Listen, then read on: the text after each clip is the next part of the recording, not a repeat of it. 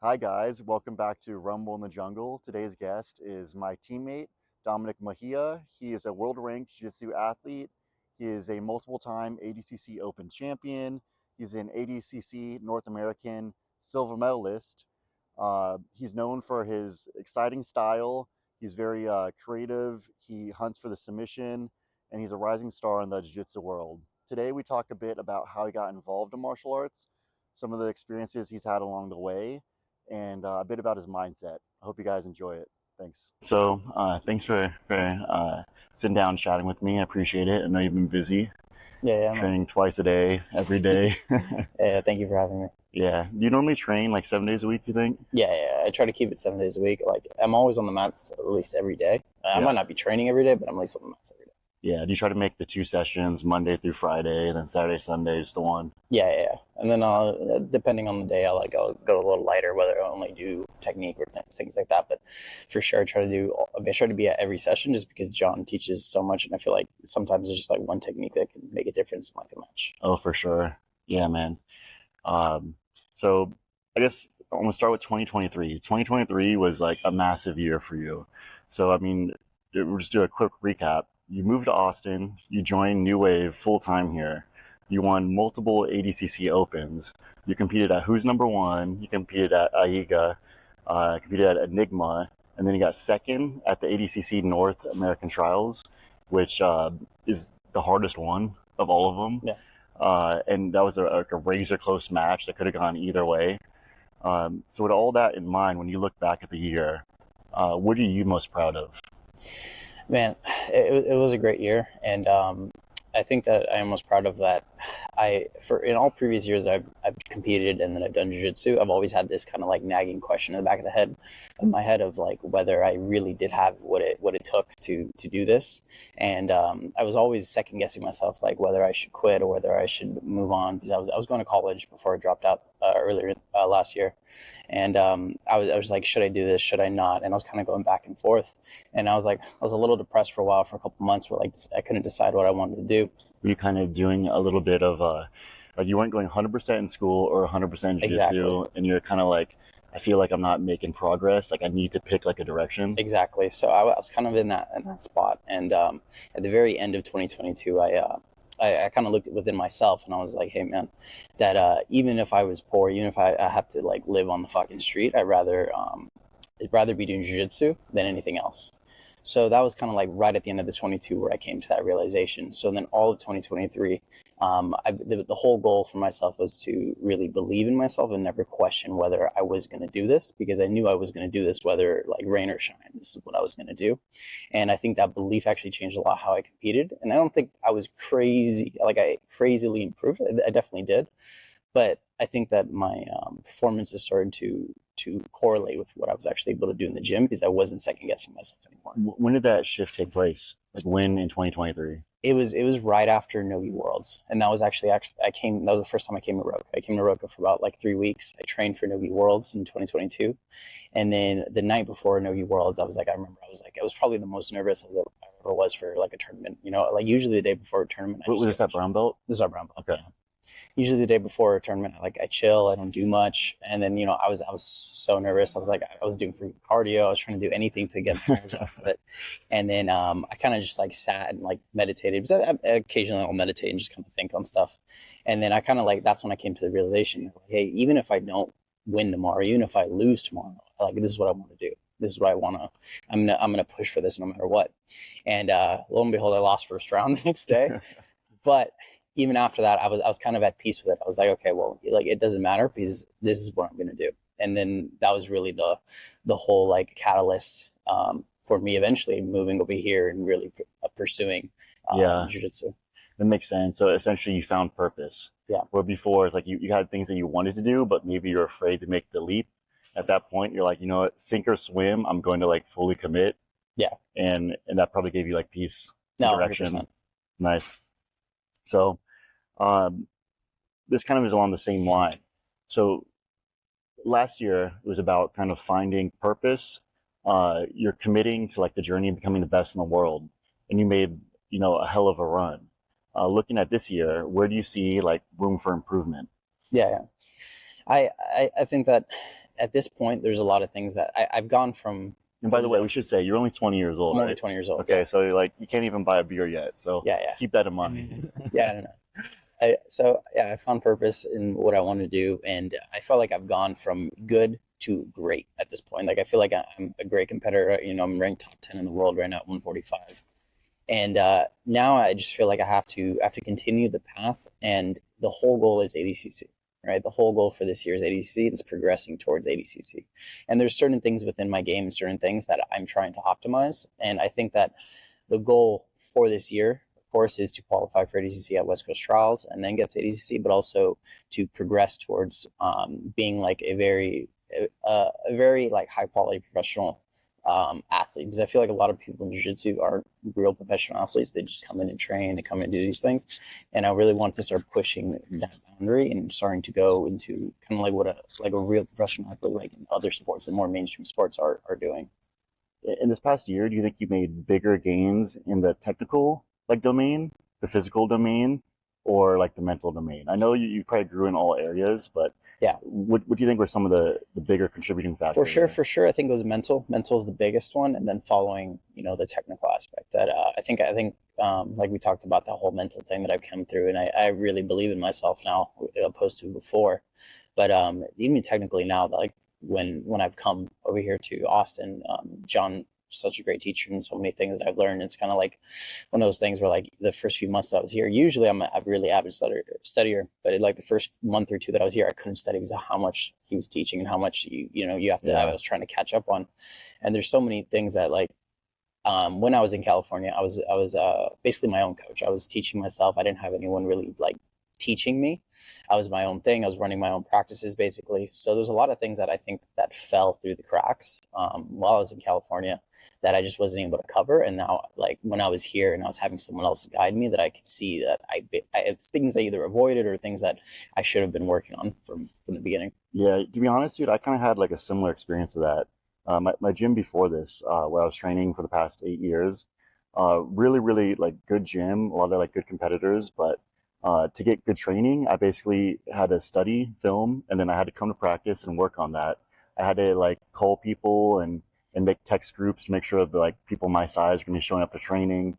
It took like a lot more effort just coordinating the training and coordinating like the technical development. And then you come here and it's like John gives you the cheat codes every day. Yeah. And he like varies it up. So like you are working, passing one day, next day is, guard, next day is like submission, escapes. So it's like you're getting like a constant look at all the different aspects of jiu-jitsu, and it makes it so much easier because you can just really come here and just like focus on training. Yeah, no, 100%. Like being here has been a godsend for me because I so much of what I do is focus on training now. When I was in California, this was a crazy schedule. I'd get up like at 5 a.m. I would do class, my college class, like 6 to 8. And then I would go drill from like 8:30 to 10. And then I'd do my class from like 10 to 12. I'd go drive like 3 hours to go train. So I train from like 3 to 4:30, whatever. I teach from like 5 to 8. And then at night I would go train sometimes again or just do weights. Right. Yeah. And then I'd have to go do homework again. So I'd be up till like 2 a.m. doing homework, and I'd get up again like at 4:30 or 5, and doing it again. So there's so much that I was doing, just trying to like balance so many things. And then when I come over here, I'm like, oh, I'm driving like 20 minutes a day. Yes. Max. Yeah. And then all I'm really doing is either teaching jiu-jitsu or studying jiu-jitsu or, training. So it's like so much of my my focus is now just on one thing. So it does help a lot. I want to talk to you a little bit about AIGA. So AIGA is like one of those events that I think last year, 2023 is the first year they had their inaugural event, I believe. I believe it's the second one, but the second one that they, with this format. Okay, yeah. So it came on my radar last year. And at first I was a little like skeptical because, there'd been team stuff before, like Quintet, and they'd have some big competitors, but it didn't really seem to get some of like the very best in the world. And AIGA, especially like this last time around, there was some of the best people in the world. There's yourself, Giancarlo, some great competitors from Russia and Dagestan, and Luke, Big Dan, like plenty of like very, very excellent competitors. Oh, Kennedy, Masael, yeah. Plenty of other guys. If I leave anyone out, please forgive me. It's a lot of names. But what made the event so interesting was that they kind of matched up the people weight class by weight class. You'd go through and see all the matches. It wasn't kind of like a quintet where you get kind of like mix and match events where one guy could go through like three people. You actually got to see everybody on the team compete. They had some of the best people in the world, and then it took place in Kazakhstan. So have you traveled outside the country much? Was this one of your first times? I've traveled a little bit, but that was the first time traveling for tournaments. Have you ever been to Asia? I've been to Japan when I was like 13 or so. So I was experienced with the long flights, but not as much as Kazakhstan. It was like a 30 hour. You had to go to the Middle East first, like UAE or something? Yeah, you have to go to Qatar first, Qatar, Doha, okay. and then it's just like what, like 16, 17 hours just to get there, and then I have to wait a couple hours until, because there's only like 2 flights to freaking Kazakhstan every day. So then I have to take the flight there to what is it called, to Almaty. It's like another 5 hours. So it's like a whole travel for sure. My legs are all swollen by the end of it from the flight. Oh yeah, dude, I can only imagine. Going to South Africa, I think our total flight time was like 27 hours or something. And you're just like so exhausted from just being awake and then not being like able to like lay down and be comfortable. It's bad. So you got there about like a week early? Yeah. For the first time, I got about a week early. Like, I think it was like 8 days early, and then the second time was a little less. It was like 4 days. 4 days, okay. Which I do regret. I didn't. They booked the flights both times, but the second time I think I should have pushed for it to be a little earlier because the weight cut was a little rough from all the water retention of the flight and you're exhausted. Yeah, so I had to be 141 because because weight classes are a little weird, but I had to be 141, and I was planning to do like a 10 to 11 pound water cut. I was like 152 around there. And then that's when I left on the flight. When I got there, I was like 160 from just drinking on the flight and like the water retention. My legs were swollen. Yeah. So I ended up having it, like, by the time I had to cut weight, I was like 155. So I had to do from 155 to 141. And so that was miserable for sure. Yeah, that's a big cut, man. Especially in terms of like your overall body weight. Yeah. Because like for me, being over 200 pounds, like a 10 pound just pure water cut is hard.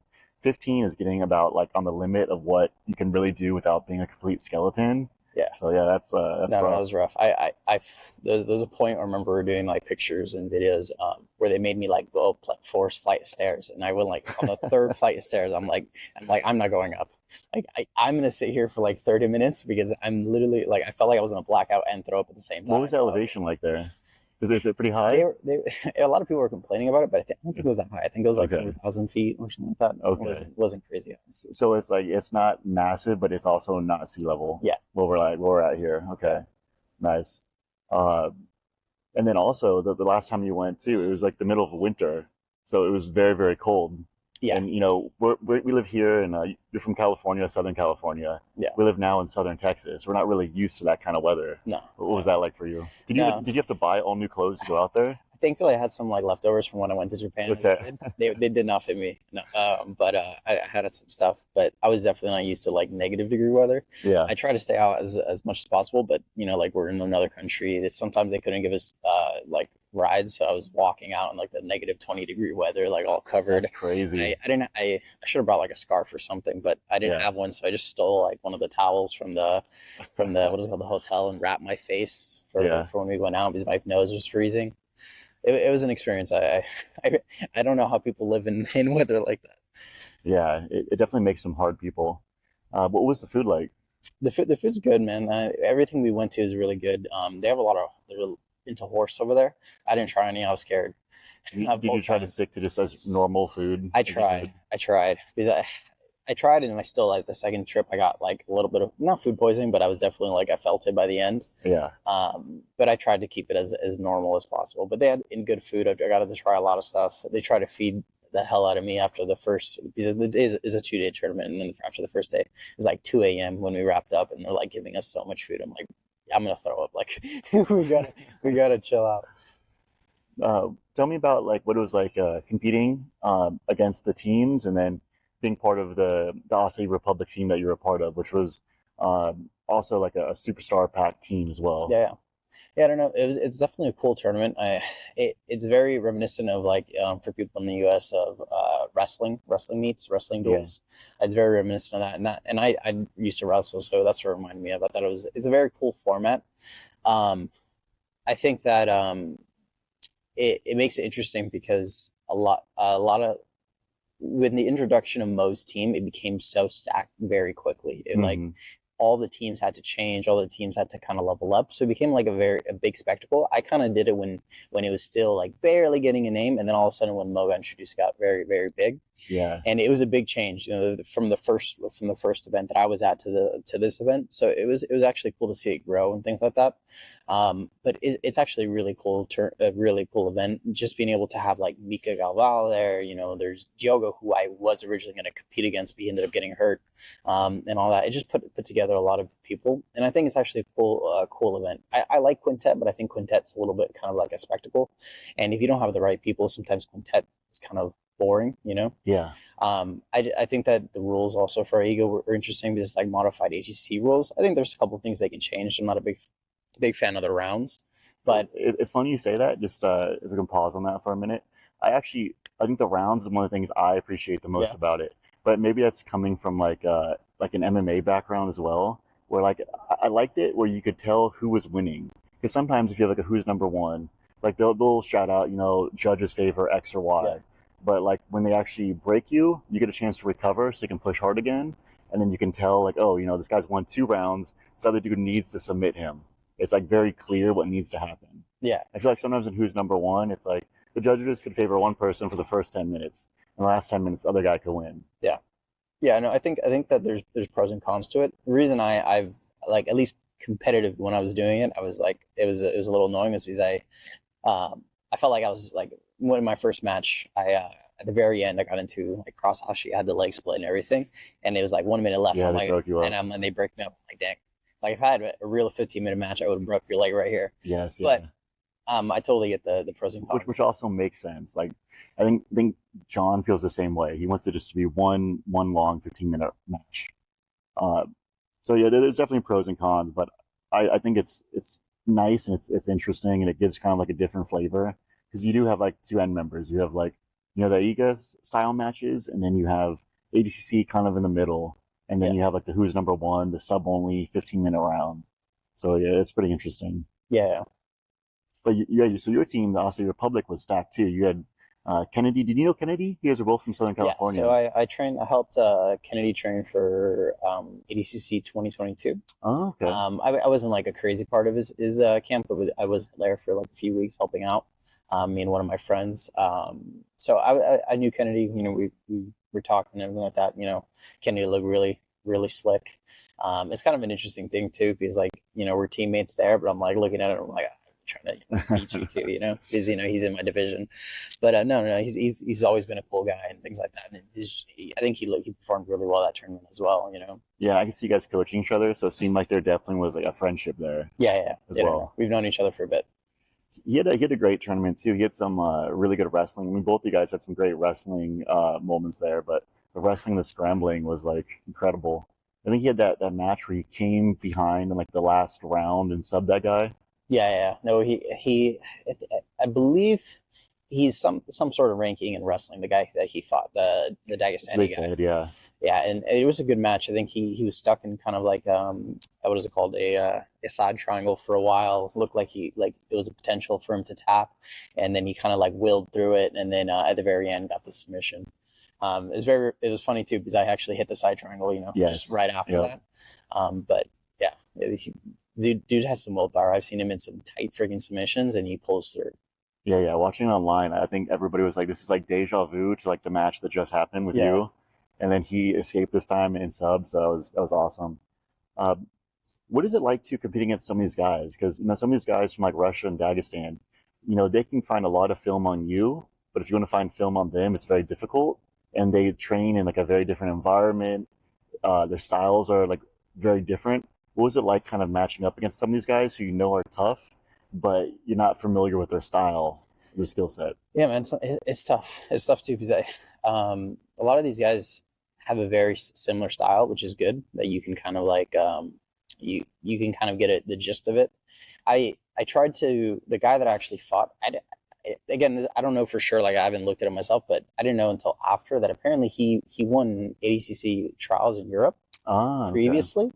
And then he had visa problems and wasn't able to go to to ADCC 2022. So I don't even know. So apparently I beat an ADCC, Trials winner in Europe. I had no idea. But for him, I had to look at a lot of his teammates' matches from the previous AIGA just to get in a general idea and kind of build off of it. But it's tough. It's tough because you guys we don't know a lot of these guys. But I had a general idea that if I pulled guard, he was going to stall and he was going to stay on the outside. And I've had some experience with those wrestling stars. Like I had my match with Dorian, and I've had like a few other matches with wrestlers. So I kind of wanted to put it to him. Yeah. And that's why from the very beginning, I kind of wanted to wrestle with him. I think that my wrestling is pretty good. I think I have a high level of wrestling, but I think that the thing I'm really good at is counter wrestling. That when people try to put me down, I usually either end up on top or end up in some sort of submission position. And I think you can kind of see that at trials. I submitted several people off of trying to wrestle with me, and then same thing with AIGA. So I was really like, I had a lot of emphasis on basically wanting him to shoot. And if you kind of look back at the video, I'm kind of almost giving him my legs, like I'm trying to like really engage him, because I felt like in straight wrestling he might be better than me, but in the scrimmage wrestling, in the jiu-jitsu context, that I was definitely going to be able to outpace him. Yes, yeah, absolutely. Was that your strategy for most of those kind of Dagestani style fighters? Just put it to him standing, get him to start shooting, and then look to hit some scrambles and transition to jiu-jitsu positions kind of off of that? Exactly. I wanted to wrestle with him to get connection. If I got a takedown, I was going to keep connection. If you notice, I went right to a body lock when I took the guy down in the first round. Initially, I was making sure that I had connection. I was staying to a body lock. A lot of these wrestlers, if you pull guard, they will only stay to the outside, and then they'll never engage. You'll never have a solid connection. So I'm trying to put an emphasis on wrestling with them to get connection, and now I can either enter my guard off that or continue to take them down and then use that connection. But I tried to make sure that I had always solid connection with them, so there was never an opportunity for them to fully disengage and play this like peekaboo game where they come in and out, and end up with that issue. And I think that was something that I struggled a little bit with Dorian in the finals of West Coast Trials, where he kind of was going back. I mean, East Coast Trials, but he was going back and forth. So I was trying to like correct my wrongs in that sense and really focus on that right there. Yeah. Dorian he's like a tough body type too, because he's very strong but like short-limbed. So it's like hard to grab onto unless you probably do get some sort of body lock, head and arm, pinch and lock, something like that. Yeah, and absolutely. Then a lot of these wrestlers like to fight a little dirty too. So like you have to be mentally prepared for that. So I'm not mad at it, but like people like Dorian, people like I forget his name, and AIGA, they're all like will grab your esophagus or like for sure, pinch your armpits, things like that, and things like that. And you kind of have to be like mentally prepared for that type of style. Yeah, they try to push it to the limit of what you can get away with. Yeah, 100%. It seems like very much like a wrestling mentality type of thing. Yeah. You mentioned you wrestled growing up. Mm-hmm. Did you wrestle in high school, or when did you start wrestling? Yeah, so I think I did a couple summer camps as like a middle school, early high school, and then there was a point where I got a little burnt out of jiu-jitsu. I started jiu-jitsu really young. I started around like 3 years old. So I've been doing it about 17 years now, and I got burnt out like around probably my sophomore year of high school. And the issue wasn't so much jiu-jitsu, but it was like kind of the gym I was at and the atmosphere. Like there was a lot of like political problems and things like that, and it ended up kind of pushing me away. And then I was always into nogi, so then I was like, I'm gonna start like kind of focusing on this, and that's when I started to go wrestle. And I wrestled for about like 2 years. COVID only allowed me to compete for like 1 year for the first year, but I wrestled for about 2 years, and then went back to jiu-jitsu right after I graduated. Did you notice a big difference in your style of jiu-jitsu coming back from wrestling? For sure. Because I was a good guard puller like throughout my life. Like I had limited wrestling. I worked wrestling like when I was trying to practice for some nogi tournaments like that, but I was not very heavy in wrestling. And then I just kind of like fully threw myself into wrestling for a few years, and it fully changed my style. Like I think people still look at me as a little bit of a guard puller just because I have done a lot of I do pull guard quite often, but it's kind of one of those things where like I can do both, and I'm comfortable doing both. And I think people are starting to realize that. Well, maybe not everyone, because at the Long Beach Open I did recently, I pulled guard, and then the guy kind of double pulled with me, and then his coach was like, he won't come up. I was like, I almost feel like I'm better when I come up. Like, yeah, for sure. What you're talking about. That's funny, dude. So you had a little bit of experience like before that. Then you wrestled 2 years in high school. Yeah. So I started doing jiu-jitsu first, and then I did a season of wrestling at this community college where I was going to college. That's where like I started doing grappling. And one thing I noticed is I got much more comfortable with scrambles and being more physical. Mm-hmm. I think sometimes the jiu-jitsu mentality in some gyms is very kind of like lazy-ish, where you kind of just defend guard, and then you look for opportunities to like snipe some kind of like submission or sweep or whatever. And then if you look at the way wrestlers compete, it's like a lot of like head to head, you get after it, you scramble, you don't concede anything. It's very gritty. It's very gritty. Did you notice like any changes in the way you competed? Not just now you have takedowns, now you have maybe better like top control, but just like the way you approach competition. Yeah, no, I think that for sure my scrambles improved drastically. A lot of my awareness was just like in those very tough like scrambling positions. I also think that wrestling, like at least when I wrestled, it was one of the hardest things I probably will ever do. Maybe it's not the hardest thing I've ever done, but for me, for like 16-year-old me, it was the hardest thing I've ever done. Yeah. And they're like, was it the training? Was the weight cut? Sure, was the competition every week? It was the worst thing for me was cardio for that, because I remember there was one week like when we were wrestling, it was like during winter break where we would go and we would wrestle in the morning, and then after we would do like a 12-mile run, and then we'd come back and then wrestle again. Oh my God. We do like things like that, or run, or do like a timed like a 5K, a timed like 5K or things like that. And I just remember like the grind for that was so hard for me at that time, that it changed. I think it changed a lot of how I view a lot of things, and how I push myself and everything like that, where like most things in my life in comparison, at least in jiu-jitsu wise, I feel like are easy when I compare back to that. And there's so many like lessons that I learned from wrestling. Like I love my wrestling coach. His name's Coach Grant. I actually was when I go back home, I see him and help out. Oh, nice. But there's one moment in specific, I remember, where this thing stands out to me like forever in my life, is that there was one day we were wrestling, and then everyone's kind of like half-ass wrestling. They're not moving much. And then he's kind of yelling at us. He's like, "Hey, come on, we gotta get it into gear. Like, you guys all look like slugs. There's nothing happening." And then, no one does anything. We're all tired. I remember in my mind, I was like, "Bro, this is the max I'm moving right now." Yeah. And then he yells at us one more time, and then still no one does anything. And then on the third time, he's yelling at us. He's like, "I'm done." He's like, "Go outside on the field, go play football." He's like, "Just leave, go play football." And everyone's like just standing there, right? And then so eventually he kicks us out, and he gives us like a football, and we all go play football for like an hour, right? And eventually, like we start coming back, come to talk to him, and then he's like, "No," he's like, "You're never wrestling again. None of you guys are wrestling ever again." He's like, "If you guys wanted to wrestle, you guys wouldn't have gone to play football. You would have argued with me. You'd have fought me and stayed in this room." Yeah. He's like, "No, leave." And so for like 3 days, we didn't have practice. Wow. And we didn't have practice. And we didn't have practice to the point that the only way we got him to start doing practice again was that we had to go wrestle on the grass.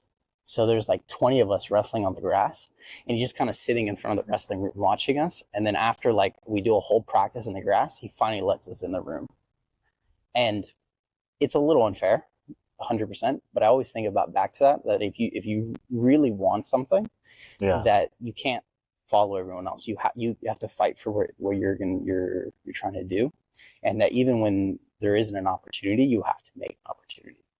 And that story, as unfair as it is, because I think it is a little unfair, but it always sticks with me, and I remember that all the time. Yeah, I think those kind of moments they're really formative, because what's fair, to be honest? Yeah. What's fair? But it's something that stuck with you, that definitely probably like recalibrated like your mindset, and 100%. And has stuck with you to today, and it's only produced positive impacts. Yeah. Like in the way you compete, the way you perform, and the way you do anything, because those kind of lessons you get in sport go beyond just sport. It goes to like, what do you want to do academically? What do you want to do professionally? All that kind of stuff. Yeah. So yeah, that's really cool. You had the opportunity. You mentioned you started training jiu-jitsu when you were 3 years old. So you've been doing this for 17 years now. Long time. That's a long time. How did you get into it originally? So I believe before my mom knew my dad, she dated like a black belt in jiu-jitsu in the day. Back in the day, Back in the wow. day. So Okay. she knew some Early dude, 2000s. and then she became friends with some people who like own jiu-jitsu gyms. So then when I finally like was born and like she was kind of starting her own business, and she needed like a daycare for me to be there for like 2 hours or so, that she dropped me off at one of her friends who owned a gym. Her husband owned a gym, sorry, and I would just be there for like 3-4 hours at a time. Like she'd drop me off at the kids' class. I'd do jiu-jitsu. I'd watch like the older kids' class, and I'd do like some capoeira and Muay Thai later on.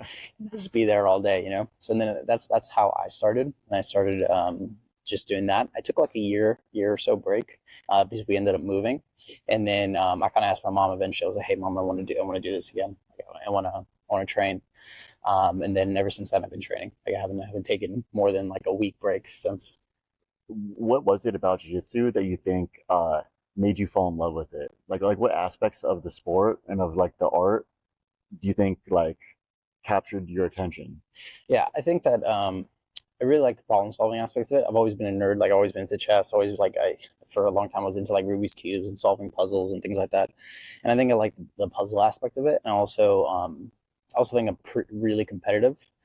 Um, I think it could have been like anything. Like I wrestled. I loved wrestling. Like if I had another life, I maybe would have wrestled in college and things like that. I think it's just both those types of things. They happen to like mesh well with what I like. They both have problem solving. They both have physical aspects of like it's me versus you, and I like that like almost battle of wills and the individual sport kind of a thing. Exactly. I'm not a fan of team sports. I try to do like baseball.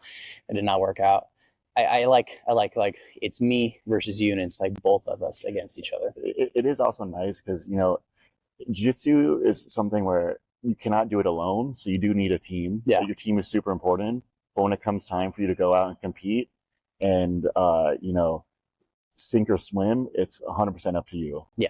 When I was younger, I did swimming. It was the same kind of thing. You swim together as a team, and it's important to have a team, but when you go out there and compete, it's only you. So all the pressure's on you. If you win, it's on you. If you lose, also on you. Yeah. Yeah. No, I like that 100%. I like that win or lose, it's like all on you, and it's you that can improve yourself. You don't have to rely on other people. Yeah. Right. So a lot of people they love doing jiu-jitsu and martial arts, but they're a little hesitant to compete, or they get really nervous when they compete, and it stops them from competing more. For you, did you always like competing, or is it something you felt like you had to warm up to? Yeah, man, I hated competing. I hated competing as a kid. I've always been like a nervous person. Like as a kid, like my mom would like take me to the doctors and be like, "Hey, this kid is like he's got anxiety." I remember I was having this thing where like it doesn't happen too much today, but like where I have like almost like chest contractions from just being like anxiety and being like having being tense. So as a kid, I was always anxious, but and it took forever for someone to kind of like force me to eventually do a tournament. And I was like, I hate this. But I ended up winning the whole tournament. And I was like, oh, that wasn't that bad. And then eventually I got forced to do another one. I was like, I hate this. And then I won. So I think it helped that I didn't lose a tournament for like 4 or 5 years. Yes. And I was doing quite a lot of them.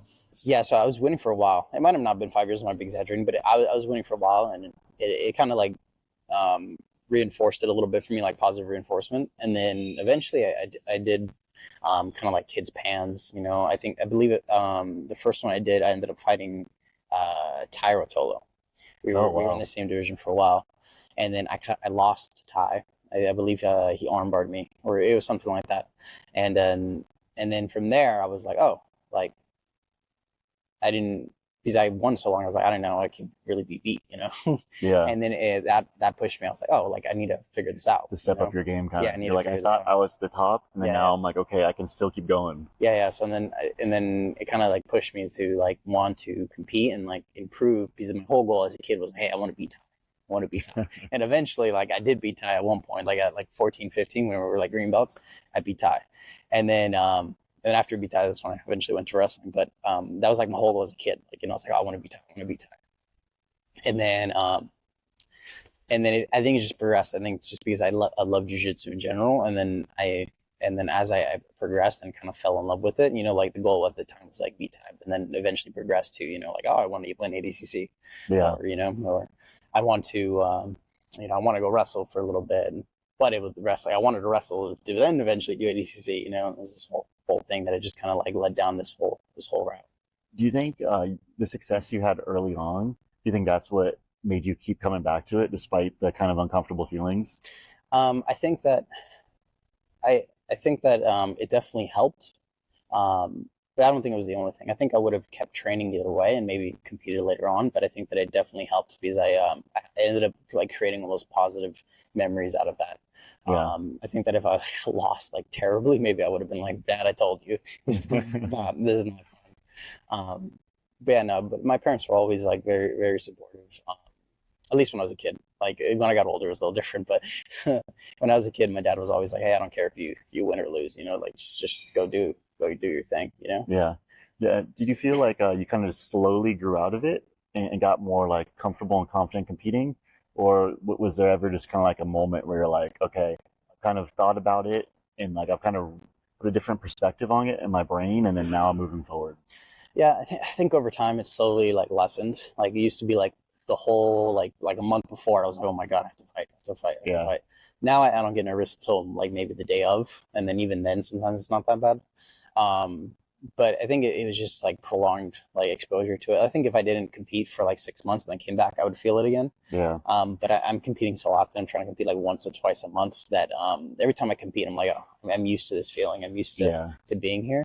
I just think it's an exposure thing. I think you have to be doing it a lot. And then I've kind of like almost, at this point, I almost enjoy like overcoming my own like anxiety and my own nervousness as like, you know, part of this.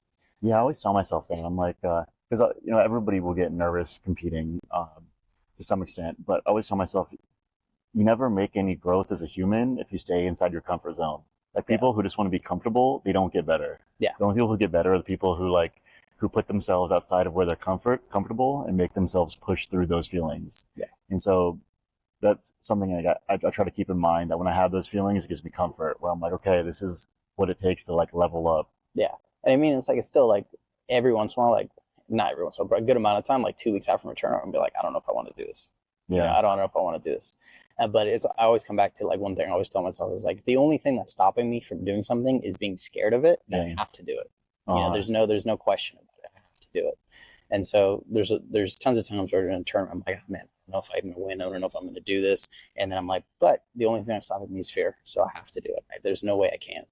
Dude, it's so funny. When I was a brown belt, I went to 2017. I did Nogi Worlds, and I flew from Houston out to Los Angeles, and you know, was there for like a day or two, and then staying at the hotel. And then the morning of, I had to go to the event. And I remember just thinking, like, dude, fuck it. I'm not even going to go. Like, why am I even here? Why am I doing this? This is so stupid. Yeah. I hate this. And then I ended up, like, winning and submitting, like, everybody in, like, my division. Remember when it was over, I'm like, why was I so, like, concerned?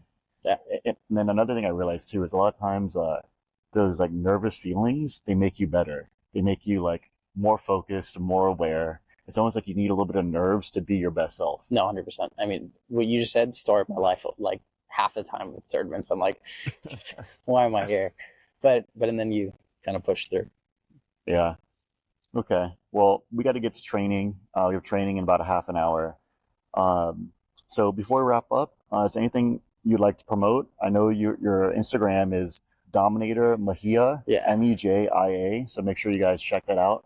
Is there anything else you'd like to promote? Yeah, I'm what is it called? I'm going to try to be competing and doing more seminars and things like that and traveling around. So, you know, I'm going to be posting on my story and stuff like that. I'm actually getting a poster done for all that right now.